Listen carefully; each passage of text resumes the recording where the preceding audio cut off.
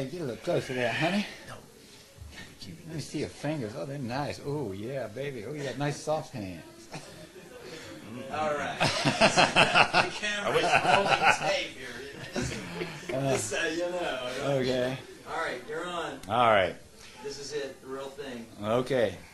I'm Norman Rocher, and I'm here with Eddie Kitchen, local singer, songwriter, and I'll say this extraordinaire. The first time I heard Eddie sing, I couldn't believe the beauty and the force that I was hearing coming out of that man's throat.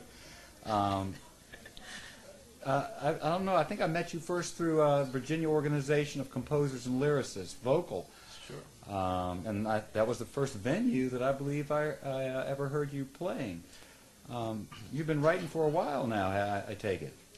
I've been writing and performing now for probably about 8 years or so. And yes, it was Vocal. That was probably my first venue that I ever played. Uh-huh. So they're a great group of folks over there, and they actually kind of taught me the ropes for the art of songwriting, so to speak. So it's been fun. Good people. Yeah, I know they've allowed a lot of folks to have a good venue for playing their first time too. How would you describe your music? Where are you coming from? There's a lot. Well, there's a lot of really great country I can feel coming from your background.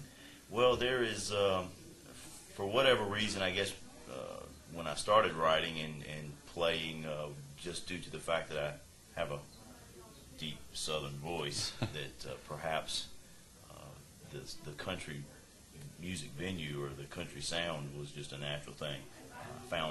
I found country music to be very easy to write, and the simple fact that it's basically a storytelling session, and so I've enjoyed writing some of and trying to craft and mold some of the feelings of today into country music. It's been a lot of fun. I've noticed in the times that I've heard you perform, there is a lot of personal things that are the themes of your songs. I think I believe there's one about your father.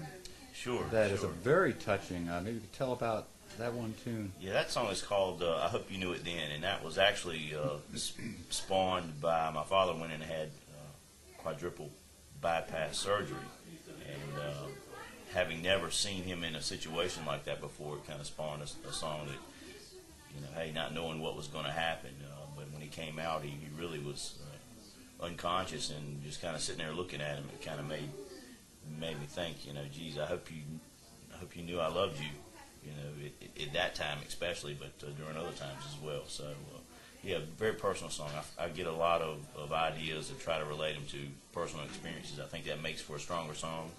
I think it definitely the audience, when they're listening to you, can relate and get the feeling when exactly. It's a more personal thing.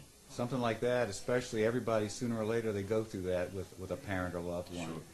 I know it touched me. It was a very strong song. Well, thank you. I take that as a compliment. Yeah, well, it is a compliment. I see that you at one time worked with the Beach Boys. Well, in Kansas of all places. Not really the Beach Boys. I'm currently just putting together some material with a gentleman by the name of Jim Dale, who actually wrote a few songs for the Beach Boys. Don't ask me what they are. I'm still learning that information. Okay. We kind of got this long distance relationship, but yeah, just sending him some of my material. He's certainly got the contacts out in Nashville, and of course, my primary goal being to try to sell a few songs out of Nashville. It certainly would be nice to. Or it certainly is nice to have somebody who's got some ends with some of the producers and publishers out in that part of the country. It makes it a little bit easier to try to get an open door for you. It's hard for an artist. I know a lot of artists have a hard time selling themselves, so it's good to have somebody out there kind of like doing the legwork for you. Sure. Have you gotten any bites or anything? Well, he's holding on to one song right now that actually is going to be the next song coming out on the Floating Folk Festival CD. It's called The Bottom of the Bottle, and he's holding tight with that one. We're trying to put together a set of 3 songs so that he can then in turn do a little bit of marketing himself and try to promote those songs to some artists that he is and producers that he has worked with in the past. So we hope something comes of that, but we'll see. I'm still trying to dump him that material as fast as I can. So you're performing a lot these days with the Floating Folk Festival, and With the Floating Folk Festival, primarily a little bit of solo work, and on occasion a wedding or two when somebody needs a little country flair at their wedding during their wedding reception. I'll get a phone call and say, "Hey, come out and sing one of those teary-eyed love songs." So, and that's a lot of fun. But not a whole lot on solo right now.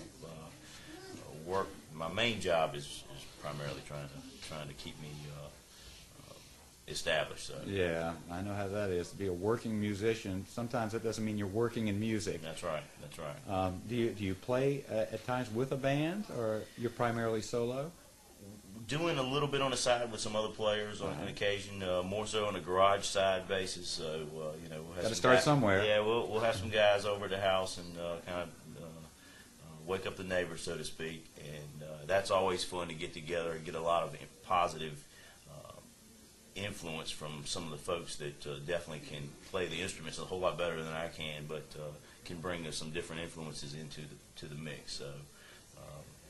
We would hope to eventually maybe have a little duo or trio of folks that I could put together and go out and perform. It'd be a dream, that's for sure. Well, keep shooting for that dream. Sooner or later, with your talent, you're going to make it. It's been a pleasure. Thank you very much, Norm. Eddie Kitchen.